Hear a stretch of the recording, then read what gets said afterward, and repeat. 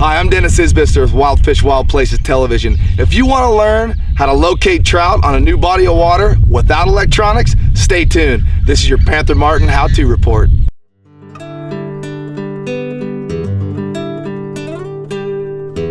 Today we're on a new body of water and we want to try to find some fish, locate some fish. It's about June, so we have an idea the fish are going to be hanging out around 6 to 10 feet. We're hunting rainbow trout today.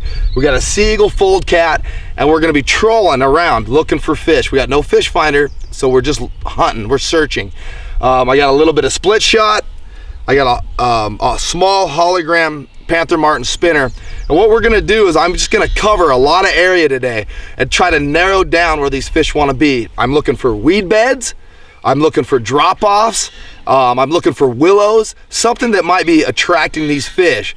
So once you find these fish, you can start narrowing your focus, as I like to say, and making the area that you're looking for a lot smaller. Once you find that area, you can kind of anchor up and cast Panther Martins, but today we're actually going to anchor up and fly fish for these fish. So we're going to use a spinner trolling to find where these fish are working on this flat, and then we're going to anchor up and narrow our presentation.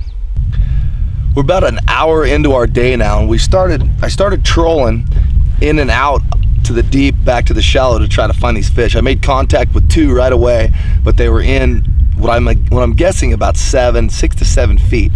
What I learned is as I went in shallower, I started seeing weeds about 4 feet.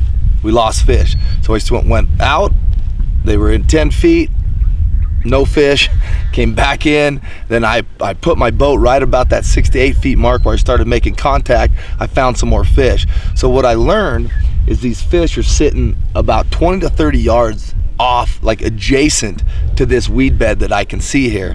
What they're sitting on, I'm assuming it's weeds, I can't tell for sure.